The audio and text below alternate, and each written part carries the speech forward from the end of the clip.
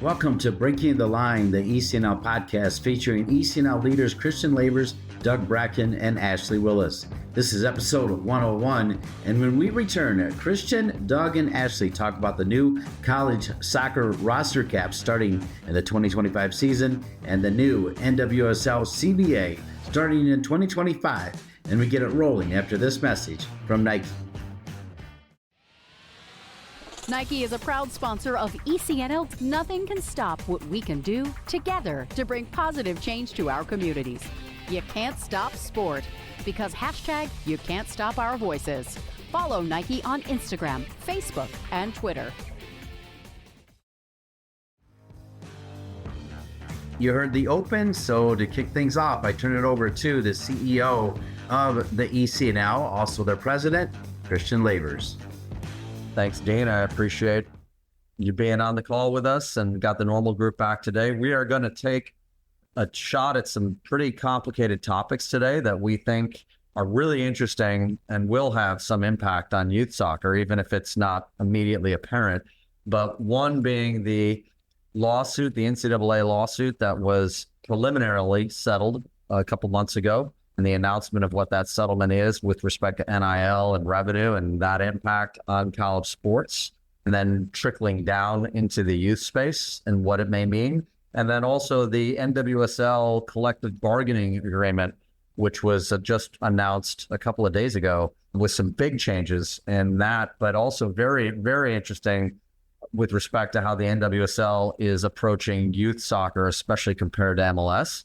That will definitely have some impacts on the youth space. So heady topics, deep topics. We're going to try and stay out of legal innuendo. And I guess I'll put a caveat on all this that this is an area that we are trying to understand. I think if you ask 10 people, they'll have 10 different opinions. And so these are our opinions and thoughts. And where we make a mistake, we ask for some forgiveness in advance because we're trying to figure it out like everybody. So Ashley, I'm going to give it to you first. Pick one of these topics on what you want to go with and what you're thinking, and we'll dive into it. Yeah, I think it makes sense for us in the ECNL to just go straight at the college roster cap situation that's happening. Obviously, having our youth players starting to become a little bit more affected by it, I think it would be wise of us to kind of dive into it and be able to maybe ease some of the ruffled feathers that's happening. I can't imagine being the players who are getting phone calls of, you had a spot, you no longer have a spot. But I think there's such a bigger picture here that I think, we can talk about. And I think it's all very, very interesting. I don't think it's all necessarily bad.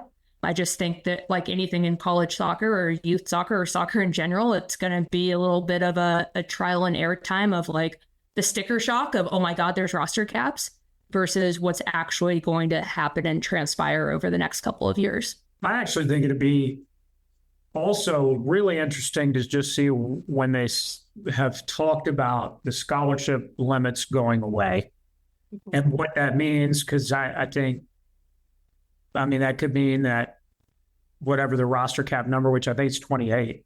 Yep. In theory, you could have 28 scholarships. Christian, you and I have talked about this kind of offline. It's probably not going to happen at most schools, or we're unsure about how many schools that will happen. But I think that's also a really interesting topic to tackle because, we've all dealt with our players along the way as it relates to scholarships and what are offers and what those look like. And they're usually partial scholarship offers. So I think that's the other interesting angle on this is what does this do from the scholarship perspective, as well as just limiting these rosters. So let's back up and sort of give the background, at least as I understand it. So there were 3 court cases that were going on. The biggest or the sort of most prominent was House versus NCAA, that were all generally antitrust actions, which basically were challenging the NCAA's rules prohibiting athletes from receiving compensation and payments. The argument was that the conspiracy, quote unquote, between the colleges and the NCAA to not pay athletes basically harmed athletes because they deserved compensation for their work. They were being harmed by not being able to get market rates for their name, image, likeness, and everything associated with their performance. obviously most relevant in football and basketball, the two biggest revenue sports. So the settlement, which has not yet been formally approved, and in a settlement like this, you need to get a variety of approvals for it to be final, but ultimately provides $2.8 billion in back pay for athletes over the last 10, I believe it's 10 years. And it's also very important to say this is specifically with respect to the Power Five and now Power Four, allows those schools to opt into a shared revenue model where initially 22% of the revenue from tickets, TV, merchandise, all the things surrounding the sort of college athletics business, 22% of that revenue would go back to the athletes. And the way in which that goes back is not defined. So how a school pays that back in terms of who they give it to, what sports they give it to, how much they allocate to anybody is not determined. So it can be done differently with every school. Then importantly, third-party NIL payments are not included within that.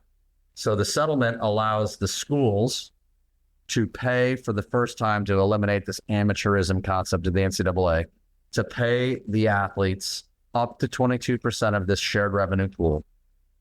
Then the athletes can also get paid, as they can currently, I believe, through third-party NIL, which is not from the university, but it's an independent business. Although they, I think, are talking about a clearinghouse to evaluate third-party NIL and maybe to help protect the athletes or to ensure its market rate. Or to allow the university to manage the collectives that they have out there, right? I mean, I think that was part of it, that universities might now opt away from the third-party collectives as it relates to NIL and bring them in-house under their management. I'm not sure. You're the lawyer in the room. I'm not sure about that. I don't know that piece of it. I've been trying to get my head around just the basic piece of it. A couple more things. So not that you're wrong. I just don't know. And I think that's the answer. If you ask to 20 college coaches right now, what's going to happen with college sports? You'd probably have 20 people say, I don't know. And then they would have 20 different opinions about where it would go. And that's sort of creating this concern and also the probably lots of rumor and innuendo. But the other thing it did is it eliminates scholarship limits. So the old, you can only have this many scholarships divided up however the university wants, that would go away, and establish roster limits, which the big picture, if we back out from the legal nuance, is that before, all of the money from the TV, merch, sales, everything associated with college game day, as you think about it, predominantly basketball and football, all that money went to the university, and it was used to do whatever the university does with it, fund other sports, invest in infrastructure, pay coaches and administrators.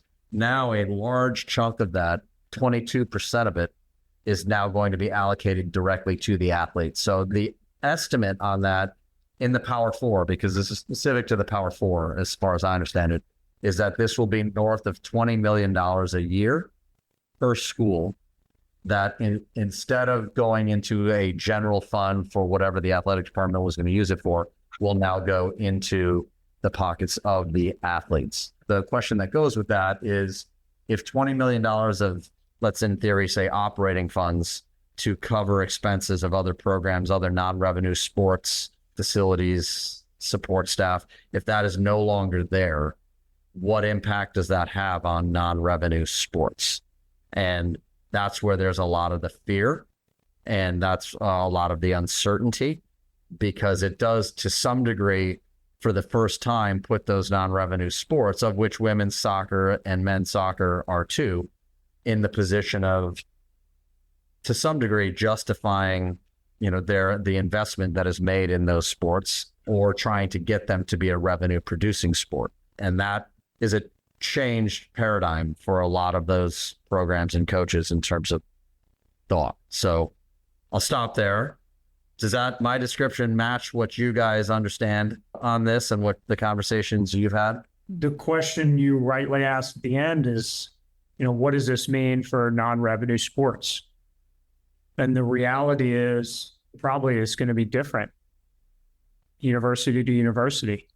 One of the articles that we read on this, the Ohio State athletic director made reference to some of these sports will now operate more like club sports, which I thought was an interesting kind of lens into what the future might hold for some of these sports. And then I guess the other question, Christian, that I would have is, how does Title IX factor into this whole bowl of spaghetti that it seems like we're now staring at? Because that has obviously been a huge driver of women's sports equality at the college level. What role does that legislation play now moving forward?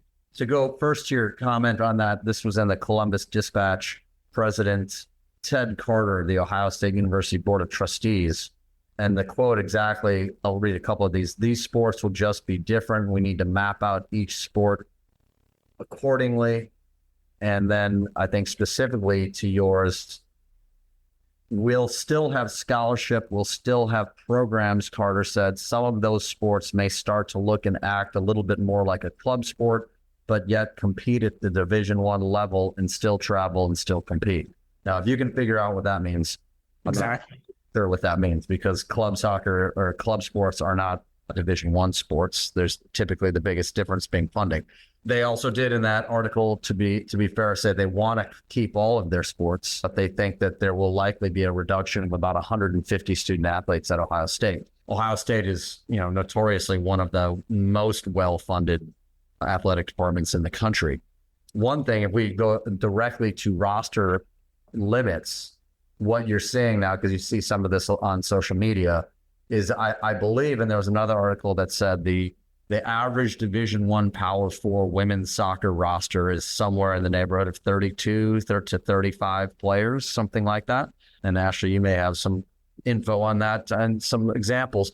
If the roster limit is decreased to 28, and that is assuming that all these schools would stay at 28 and not reduce it beyond that, that you're talking about 4 to 6 roster spots on average that are no longer in the Power 4 for those.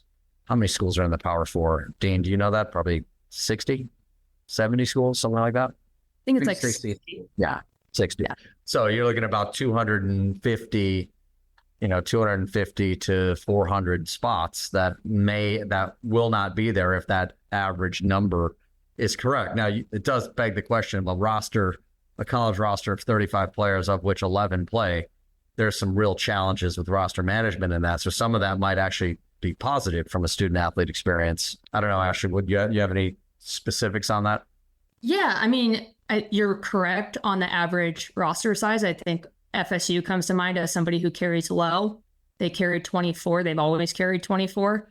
I think it will be interesting to see if you are mandated to carry 28, if FSU then has to come up to 28, if you're allowed to go low. I think there's just so many unknowns out there right now. Yes, if it's a roster maximum, then nobody's going to argue if you have less. You would think. I think that's the completely logical thing, but we are dealing with something that's not fully logical in a lot of ways. So I'm just throwing out kind of what would be interesting to see. I think it would be very interesting if you're at 34, like, well over 60% of these Power 4 schools are. I think it would be really interesting if they start going towards the more what D2 schools do, where you have like a second team that trains, does everything the exact same. So, okay, I'm going to roster these 28, but I'm going to keep my roster, quote unquote, at 36, 38, whatever. And those guys aren't going to be rostered. They're never going to play a game until maybe they become ready, and kind of treat it like, the Air Force Academy has a prep school, and almost kind of treat it like that, of like, I'm going to use you and develop you more and then put you into my 28 when you're a sophomore or something like that. Well, it feels like the concern or the reason for the roster cap, and you guys tell me if you think differently, is that these athletes are now in large part going to be considered employees, right? I don't think that's been determined yet, if that is exactly the case. I think I'm reading here this is from the NCAA.org, and it says unresolved issues one of which is the settlement does not address ongoing efforts to designate student athletes as employees under state and federal labor and employment laws. Whatever the settlement documentation is, it doesn't put any sort of agreement upon that. There is a whole degree, slew of laws and regulations that go into place when somebody is considered an employee, which I can't even imagine the complexity of that, because that's also state law. You know, there's federal and state law, but 50 different states are going to have 50 different interpretations of employment law. So that part is still open. Not sure how much complication that does. To your other point, Doug, about Title IX, is that I believe that there are some states that, because the athletes are now being paid almost de facto as employees, whether they are technically or legally classified that way, there is some question as to the degree to which Title IX would apply. I believe, I'm not an expert in that area, but I've read that there are some states looking at potentially saying, by paying these athletes, it therefore removes things from Title IX. Now, I don't know if that's a statutory solution that states would have to address if they so choose to do that or not. This is where we get in trouble, because there's so much that right. Isn't Title IX a federal law? It's a federal law, yes, but I believe it's tied to federal funding. But maybe we go get a Title IX expert on the line. But I think that our point on this is there are question marks around that. And I think going back to Ashley's point, what this is really doing, I mean, there's so many impacts from it. A smaller roster size, it doesn't mean that those, let's just say it's 6 kids that are not going to be on a Power 4 team anymore. It doesn't mean they're not going to play college soccer. It means that they're not going to play college soccer in the Power 4. So they drop down to whatever the next school is. And by the way, we should be clear that there are schools, especially in soccer, that are not in the Power 4 that are better than a lot of the Power 4 in terms of soccer performance, right? But there's 6 roster spots that currently have athletes on average, we'll say, that are not going to have athletes. Well, those players are presumably going to go into other conferences and to other schools. That, in theory, raises the level of those conferences and the level of play in those programs. It also, in theory, going from a roster of 34 to 28, there's a smaller range of performance within that roster, which, again, in theory, allows more focus on those athletes and probably a little bit more of a competitive environment, depending on how the environment's managed. So those things are not necessarily bad things. They're just change. I know we're moving forward, but I want to go back to the fact that they're going to make this payment for, for lack of a better word, back pay for X amount of years. And is that only going to the big revenue sports, or is that going to every single athlete that played at those big fours over X years removed from where we are today? Like, who gets that money? Well, my first answer, Dane, and that's going to be, we're not totally sure. But I did take some notes here. If just got to pull them up, that the back pay, we can tell you who's paying it. So the NCAA, this is the $2.8 billion in back pay. The NCAA itself is going to pay 41% of that.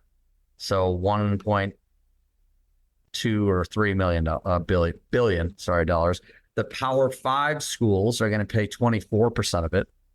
The Group of 5, which is another set of conferences, are going to pay 10%. The football FBS subdivision is 13%, and the rest, the sort of non-football schools, is 12%. This is so new. I mean, we're in the Here's the name on the lawsuit is a guy named Grant House.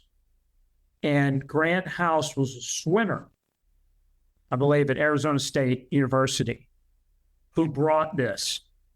That in and of itself leads me to believe that, is it only going to be football and basketball or major sports? No. I think it'll be either agreed upon by the court that this is how the payment's going to go on a, pro rata athlete, or maybe by sport or by level. I wouldn't think it would be left up to each institution, because that could create a whole nother set of problems. But I think this is, again, why this is a settlement in principle. It needs to be approved, and a lot of details need to be worked out. That is a separate set of money that needs to be paid out by these athletic departments on top of the shared revenue moving forward. We said the shared revenue moving forward is estimated at $20 million per school per year in the Power Four. And then to back pay $2.8 billion, I think the estimate is that could be upwards of $30 million per year for 10 years per school. I mean, that collectively is $50 million, if those fees are, if those numbers are accurate, $50 million of revenue that otherwise would have been available for non-revenue sports, for facilities, support staff, whatever it is that they use, that is now going to be directed to past and current student athletes. And by the way, I don't think any of us are saying that that's a bad thing, that athletes are being paid for their services. I mean, the athletes, especially when you look at these big football and basketball schools that are, bringing in billions of dollars of television and selling out 100,000 person stadiums, it just means that money is going in a different direction, which means the rest of the economic model has to be changed. So the other question on this, and that's very interesting, is that generally the perception is women's soccer is fine. I guess I'll put that in quotation marks. There's nobody really talking about whether the schools will have women's soccer programs. There may be funding changes, and some people think the women's soccer programs are going to get more money, and some people think they'll get less money. But men's soccer, there's more question about whether some schools may just choose not to have a men's soccer program, which is, I know that has created a huge concern. And we've had discussions with a variety of college coaches. And I know college soccer coaches are talking to U.S. Soccer and other organizations about what might be the future of college men's soccer. And even within that discussion, there's questions because, for example, if you're in the Power Four that does have football, on the one hand, some people say that might be better for you because there's more revenue in those institutions and therefore more revenue potentially to allocate towards other sports.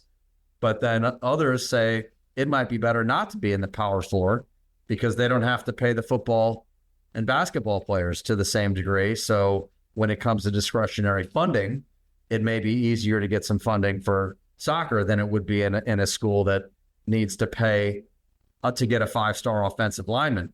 When you look at the NIL deals, at least through some of the anecdotal evidence that we hear about, the cost in NIL of an offensive lineman is like the majority or half of the average operating cost of a college men's soccer program. And then when you put it in that sort of viewpoint, that's a really, really interesting dynamic on the economics here. One player, a big name player for sure, being a large part of potentially a non-revenue sports budget like soccer. My question, I think, and this is the obvious question for this podcast, is how does this affect the ECNL and what we do on a day in year out basis? Well, I think, and we all can have our opinions. I think on the women's side, like I said, there's not going to be a ton of change. There might be some smaller rosters. There might be, if they're losing spots in the Power Four and those players are in theory going to go to another conference or another school, there might be a slight adjustment in total numbers of players that are moving into college soccer. But there's, Dean, you might know the number, 300 something Division I schools in women's college soccer, and then all the D2 and D3s. And so my gut is not a lot of negative. I mean, it's always a sad and difficult moment if somebody's losing a spot that they thought they were going to, so we're not minimizing that. But just from a big picture perspective, I'm not sure there's going to be a huge impact on the women's side. Before we talk about the men's side, Ashley or Doug or Dean, do you have a different perspective on the women's side? No, I think it's, to your point, the trickle down will happen a little bit as they lessen the roster spots.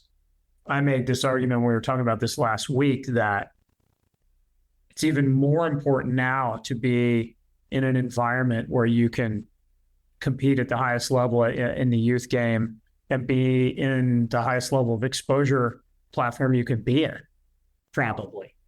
Because as these programs kind of narrow, that's going to have an effect on how they go out and evaluate players, look at players, and what environments they see players in. In this case, to me, it seems like players with aspirations to play at that level, it's even more important that they're in an environment like the ECNL to maximize those things. What really is happening here is this reallocation of revenue to reward, and I'm not saying I agree or disagree, I'm just trying to state the facts, to reward and pay the people driving the revenue. So if we take a step back and say before, the head football coach is making X dollars and the starting quarterback, Heisman Trophy winner, national champion is getting a scholarship and room and board.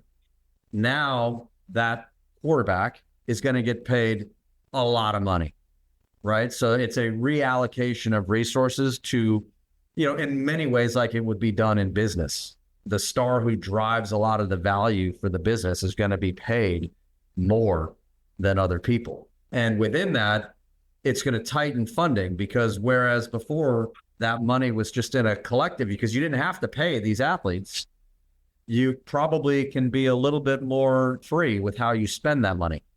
Now, because it's getting tight, I mean, we go back and say, again, Power Four, if they're saying around $50 million is now spoken for in back payments or labor payments, basically, it means that, maybe there will be changes in recruiting. Maybe people would be a little bit more selective about how many trips they go on and how much money they spend on it. And if they're going to increase scholarships to compete, because if you're going to be in a sport and you want to win in the sport, then scholarships are going to help you do that, or payments to do that. It may make people a little bit more selective in where they go looking for players, because it becomes that much more expensive to find the diamond in the rough, for example. That may or may not be a good thing or a bad thing, depending on which seat you sit in.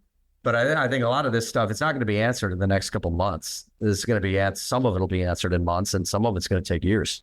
To go back to what I originally said when we brought up this topic, and then to kind of piggyback off of what you were just saying, Doug, I think it makes all the sense in the world for kids in our league to just take a collective deep breath. They're in a place that is going to, in theory, continue to be the best place for them to be in order to get seen to go play at the college level. Coming from somebody, myself, who coached in other leagues, you look at those sidelines at those events, you look at our sidelines at our events, it's already night and day. And then to your point, Christian, if they're going to start to have to make recruiting decisions of, I can't go to 4 events, I need to go to 3 events, I need to go to 2 events, they're already packing our sidelines. So take a collective deep breath. It's all going to be okay. And you're in the best place for yourself. Not to toot our own corner, to kind of make it seem like the ECNL show. I mean, it is the ECNL podcast, so I guess I can. But I think it's talking with other coaching friends in the youth game, whether or not they coach in this league or they coach in other leagues, that there's been conversations of well, you've got it pretty easy going forward with everything that's going on. They're already at your events. What are they going to do now? They're going to choose between. So I think our kids can take a collective deep breath, in my opinion, in my humble opinion. Take a breath. Especially on the girls' side. I mean, one of the things we need to remember is even pre-NIL, you guys have been in the game long enough to know that men's college soccer had already kind of separated from women's college soccer and was trying to create the 21st century model. The women wanted nothing to do with that. And that's kind of where they stand right now anyway. So I really think the men's college soccer side, which you guys hit on a little bit, is the one that has the biggest gray cloud over it. Don't you agree? Kind of where it ends up landing. Yeah, I think you're right, Dean. And I think there are some coaches in men's college soccer are attempting to be pretty proactive on this. And so the 21st century model is it's an example, like you say, it's a different problem. That was trying to take college soccer from one fall season to a fall season and the spring season to allow really kind of what the ECNL and the Development Academy has done in youth soccer, which is allow more training, more rest between games, a longer, more meaningful season for developmental reasons, for competition reasons as well, to provide a better Final Four experience than December in Columbus, for example. No offense to you guys in Ohio, but that's not a great time to play soccer. So yeah, that issue, which was ongoing and has all sorts of resource questions with it as well, right? Because now the season is twice as long, training's as long, people are working longer, facility usage, all that sort of stuff. And then now you have real basic decisions on investment. Well, and I was having a conversation the other day about this. At some level, if you're an athletic director and you have a certain amount of revenue, just like in any other business, you have to decide where is the best place to invest this for the biggest impact. Now, in college, there's a part of that, like it or not, is business, because if you don't have a product that people pay to come watch or see, you don't have the revenue. But then, it is college athletics.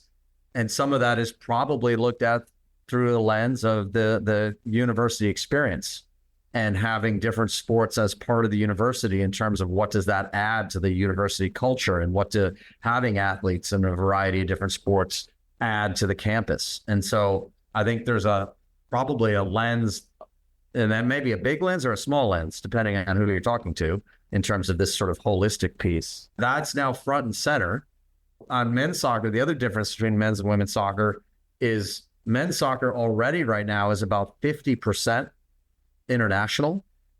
So a huge number of these roster spots are made up of internationals that come from Europe or South America or wherever into the U.S. to play college soccer. And you got to think, if there are concerns on general revenue to operate, that those are probably the highest expense athletes, I would think.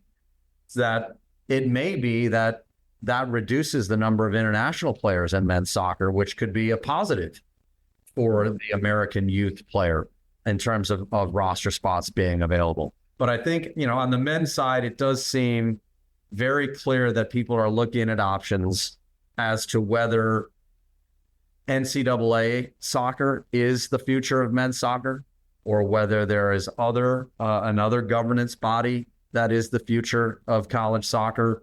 And what does that mean in terms of funding? What does that mean in terms of governance? What does that mean in terms of structure? Because I think a lot of the men's side would say, if we're looking at all of this at like an existential level, and we were to need to rebuild or reformat, well, we might as well reformat as a fall and spring season, because that's what they want from a developmental point anyway.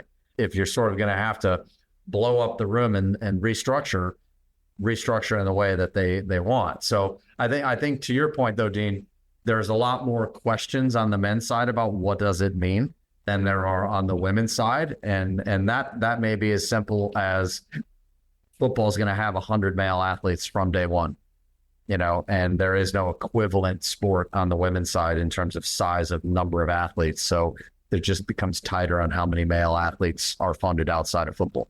You're right when you say, like, we're not going to really know for the next bit of time. I think it'll start to sort itself out over the next months, but man, it might take years to really see what this does to the landscape and exactly how it ends up, what the end product is, and what the actual influence over what there's a lot more questions than there are kind of answers at this point. The one thing you can say for sure is it will not, things are going to change.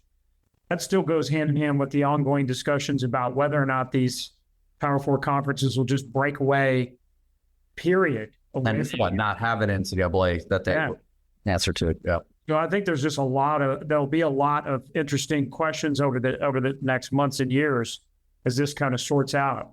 Ashley said it best though, like at the end of the day, they're still going to need players, and the best place to find players is the ECNL. So it's kind of onward and upward while they sort it all out, because you think about all the stuff that's going to trickle down from X years of back pay. Somebody's going to get missed. And that's just going to be a total nightmare. But one thing that's not going to be a nightmare is you're going to continue to develop the top players to go to these schools, and they got to keep moving on. And I think ECNL will serve a great role in that, right?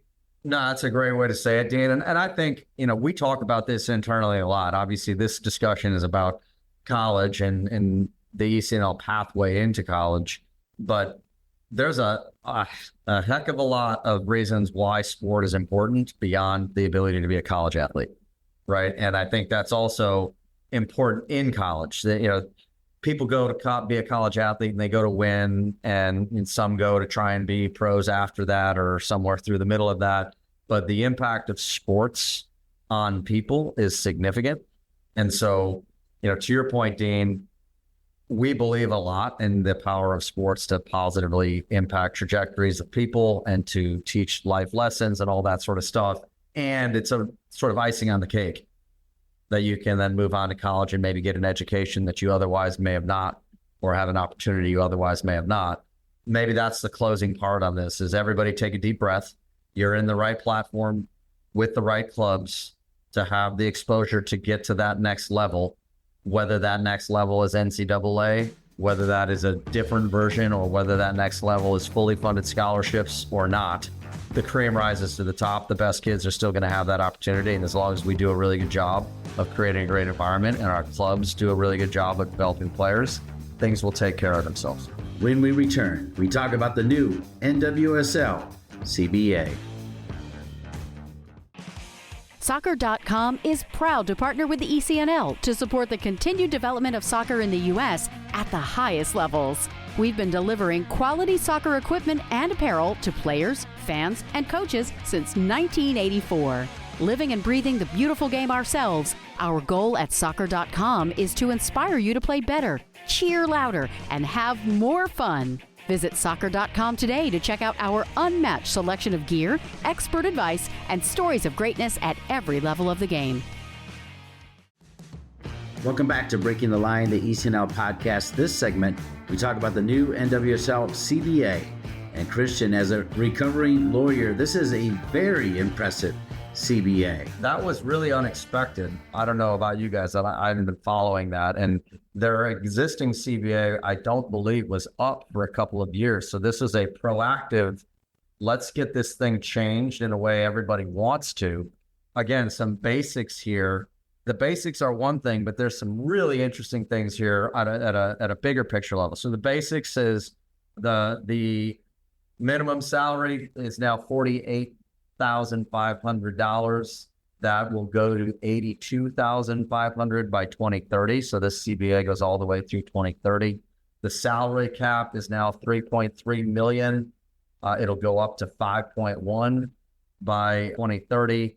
There's some revenue sharing provisions. So if there's a big boon of revenue to the league, that has to be shared with the players. So that's all very positive just from an economic perspective of a NWSL player. But the really interesting things to me is how this CBA affects the youth market, because they effective immediately eliminated the draft. So there's no more drafting of players. And they also eliminated any discovery rule, which is where a club claims rights of a youth player. And if you put that in contrast to MLS, I don't know if you could be farther different in the way that they have now viewed basically the source of players and how you get them. Because MLS has, and these have created dramatic disputes, and they're very, very contentious, because MLS has, for example, territorial rights. And I'm reading this off of the MLS player development guidelines. On the one side, NWSL has eliminated the sort of youth discovery rule where you can just claim players as within your system, even if you haven't really done anything with them.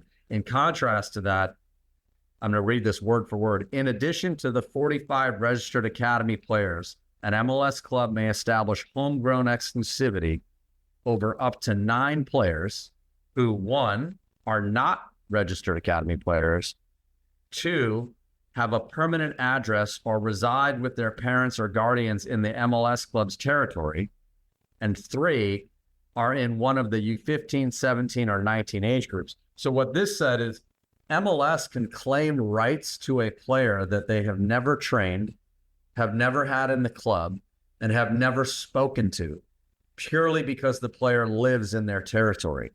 And vis-a-vis other MLS clubs, they can prevent that player from signing with another MLS club, even though they had nothing to do with the development of that player in any way, shape, or form. Which, I mean, we can all imagine the reasons why, in theory, a businessman may want that. It is about as anti-player friendly as you can get. But On the contrast, then you go to the NWSL, who have now basically said, hey, anyone and everyone is fair game for anyone. So it's almost more faith in developing a true scouting process that then has to find the right players and convince them to sign with you, rather than being able to capture players based on where they live. The other things that stood out to me are no maximum salary and then full free agency.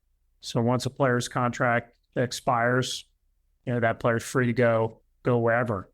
So my view of this is that it feels like a really player-friendly deal. Super player-friendly. And I mean, kudos to them for on both sides, really, for fighting for that and for agreeing to it if you're on the NWSL side of that. But I think they're also doing away with phasing out like provided player housing for over some years as part of compensation. And the no draft thing is wild, right? Because it's so ingrained in our culture, having these drafts. I mean, you got to tip your hat. It's a pretty groundbreaking from the perspective of sports in America. I mean, it's a pretty groundbreaking agreement. I mean, have you ever seen anything like that, Christian, in pro sports? No, I mean, you said it. The American sports mentality has these, just like you have, a separate postseason that you don't really have in soccer anywhere else in the world.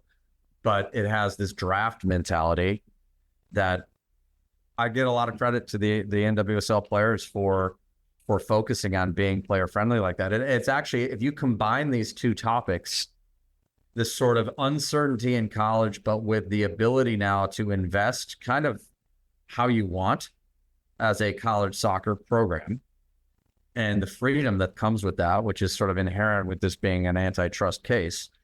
And then you talk about the NWSL sort of throwing open the landscape and saying nobody's protected, which really what it was is protecting clubs so they have a monopoly on players within a certain area. It's very free market, and it's very, to me, it says, hey, let's compete.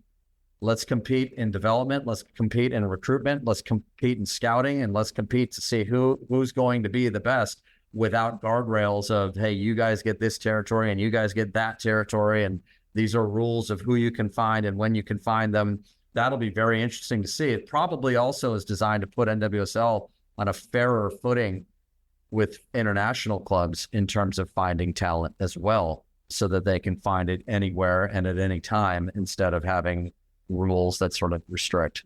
And you're even seeing the flood. I mean, this last transfer window, a ton of international players are coming in for these final 10 games of the NWSL even before they got this thing done. So the wheels are already spinning on getting those international players. I mean, I don't know if the Super League gets an assist for some of these changes as well, because their kind of rules were a little bit more wide open. That might be a stretch. And then the other thing I thought about when I heard of it is like, God, I'd probably rather live in LA than in this market. But then, in another tip of the hat to the ECNL, quite frankly, because you guys have such great clubs everywhere across the country, it may not matter. There's going to be players that'll be fine playing in North Carolina, fine playing in LA, and probably even fine playing in Utah because you've got the talent there. Is that fair, or are you guys worried about like Louisville, for instance? Like sometimes I worry about, are they going to be able to contend, right, with some of these other venues under these new rules? And I guess that's a matter of, is there enough players to go around? And I think you're going to tell me there are. I mean, you would think that it will look a lot like if we use, I mean, and I'll apologize ahead of time for using a men's example to make an example for the women's game. But if you look at the Premier League or whatever, there are certainly clubs at different levels. There are clubs that have the money and have a lot of money and they spend a lot of money. And then there are clubs that are more not as high up the food chain. They're probably never going to win the league, but stay in the Premier League for years and years and function. Is that maybe where we're headed, since it's such a free market? I wouldn't put Racing Louisville in any particular bucket because I don't really know their wherewithal to spend money on their women's team. But you would think that investment from a financial perspective will equal success. That's what it seems like. And you can go on an MLS website and you can see what are the designated territories. And some of them they're sort of tortured territory description. It's actually kind of laughable. Yeah. And now part of that's because, I mean, to your example, Dane, if you're a club in LA or San Diego, you're in the biggest hotbed of talent in the country in terms of numbers and quality. And then you can go to other parts of the country where there are good players there. They're just nowhere near as many of them. It's not apples and oranges. And so one question would be, how do you make it quote unquote equal, carving out a territory? Or if you're saying, all right, how do I make the equivalent of LA? I mean, if you had to make the equivalent of LA, you probably got to take the Midwest, and it's doesn't make a lot of sense. Right now, the other way to say is, well, there is no way to do that. So let's just open it up and you find your players wherever you find your players, using the relationships you have, the resources you have, the vision you have. If you believe in your ability to find players, develop players, and put on a product, you probably want less restrictions. Yeah. So let's summarize it. All three of you summarize what you think will come out of this. I mean, do you think it'll be stronger, bigger, and better? Will there be some teams that fall by the wayside? Or is this onward and upward with international players coming over, TV deal getting bigger, and NWSL getting stronger at the right time?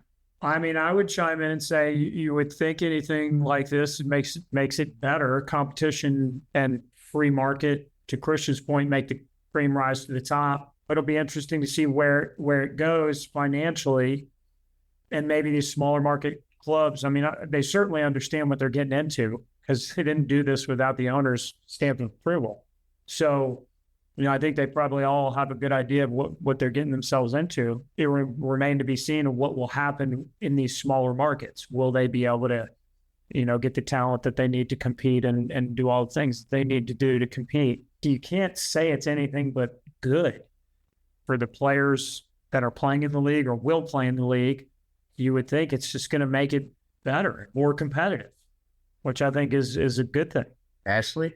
Yeah, I think it's the best CBA that I've seen in American sports. I think it's the most player-friendly that we've ever seen. I think we already spoke about that. But with that said, you're just going to make the league even better. The players are getting essentially everything they've ever wanted being a professional athlete. And now it's basically like, we'll give you everything you want. Now just go fire on all cylinders. And I think that this league is about to turn a corner of how much talent is in there.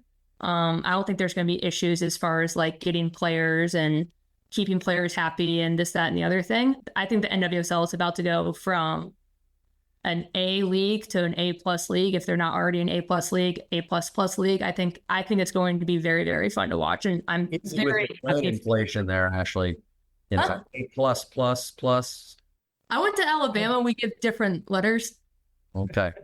Roll Tide. Sum it up, Christian. What do you think? Yeah, I'll zoom out a little bit. I think in the short term, with uncertainty, both boys and girls, you may see a little slowing down in some ways of recruiting, at least on the margins. I mean, the best players at the biggest schools, they're going to go as fast as ever.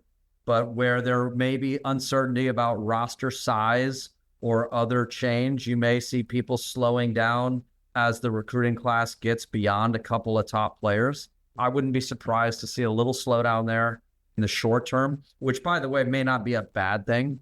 I think the players making decisions when they're getting older is better than players making decisions on recruitment when they're 15. But in the long term, I actually think this is going to make sports at a lot of levels better, because this is forcing decisions to be made that are going to be rewarded or punished in terms of you're either good at it or you're not, a lot faster. I think that's what drives improvement. We talk about it a lot internally, like minimum standards are important, but they just they keep the bad from being really bad. You want aspirational things. And when you have more freedom and less restriction to kind of invest in the way you want and in the processes you want and the time you want, I think you're going to find people be more creative. So even if you've got scarce resources as a men's college program, you have less resources than you have, you're going to find people who are really creative with how to use them, and they're going to be better for it. And if you have more resources, you're going to find people that create new ways to invest that hasn't been done before to making the game better. So I'm going to take a positive long term with a little bit of gray in the short term as people hedge against some risk. But also, I think that once some of the guardrails are put down here on uncertainties, you'll see a rapid escalation. We're not done. When we return, it's Bracken's Brainbuster. From athletes just starting to turn heads to some of the best athletes to ever play their games, Gatorade shows that they are the proven fuel of the best. For the athletes who give everything, nothing beats Gatorade, the studied, tested, and proven fuel of the ECNL. Dean, it feels like it's time for my brain buster. Yeah, I love it. My brain is a little bit busted already when we start getting all these legal conversations, it's well above me. So, like Christian's in his wheelhouse with his lawyer thing that he does. Recovering. Yeah. My Bracken Brainbuster today is inspired by my experience over the last week. And my experience over the last week is last weekend, it was beautiful here in Cincinnati, Ohio. Beautiful fall weather, nice, 70, 50s in the morning. Great. Today, it is 98 degrees here. And I have to go watch my favorite band. Yeah. 98 degrees was, good band. Good catch on that. And I have to go watch my sons play soccer on turfs, which is going to be really excruciating. I want to ask what your favorite season is and why is it your favorite season? And this is a tough one for Ashley because she lives in Florida. And as we know, they don't really have seasons there. But Christian, you're in Milwaukee right now. You live in San Diego. You don't have a lot of seasons, but you're familiar with the seasons from all your time in Wisconsin. So I'm guessing that your answer is not going to be winter, but I'm going to let you go first today. All right. This is easy for me. I love the fall. I love the cool, crisp air of the fall, the colors of the leaves. And fall was always the time, soccer starts up. So it was fresh season. High school or club soccer was the most important thing in your life. And you were starting out new with a new team and a new year. And just all the memories associated with fall, fresh start. Okay, love that. Dean, what you got? My favorite season is the summer. I've got a wonderful pool. It becomes my office. I utilize it even while I'm working. And because of that, summer is my favorite season. So are you saying you take business meetings in a pool, Dan? If that's the case, I'm seriously impressed. Close. It's pretty close. I definitely edit this podcast in the pool. I can tell you that. Wow. Ashley, in the great state of Florida that has no seasons. I can tell you right now, it's not summer. I'm going with Christian. I'm going fall. Sports are back, whether it's youth or college or pro. The weather's nice. Like a good hoodie and shorts weather situation is like perfect. Leaves are changing if you live in a place that has leaves. You see it on TV. Yeah, it looks beautiful on TV. Looks beautiful. I got to go winter. And the only reason is because just my family, we love skiing. Getting out there and ripping it up is our favorite pastime. So I always look forward to that part of winter. You're getting a little old, Doug, so I wouldn't rip it up so much. Stay on the bunny hills, stay on the green runs. I mean, my ripping it up is a lot different than my kids ripping that. So in my mind, I look like I'm crushing it out there, but I'm sure I'm not. So. You're like Peekaboo Street in your mind, but really you're like big, wide S-turn sort of thing. Yeah, I don't know if I would have gone Peekaboo Street. Oh, that's a good reference. That's a pretty... I know things sometimes, guys. Watch out. You do. All right, so that's all I got today. Brought a little, hopefully, levity to our deep conversation about things that are hard to understand. That's a wrap for episode 101. Of course, I want to thank Christian, Doug, and Ashley. Also, thanks to Colin Thrash, our producer, and thanks to all of you, our members of the ECNL. I'm Dean Linke. We'll see you in 2 weeks for another edition of Breaking the Line, the ECNL podcast. Thank you for listening to Breaking the Line, the ECNL podcast. And remember, if you have a question that you want answered on Breaking the Line, the ECNL podcast, email us at info@theecnl.com.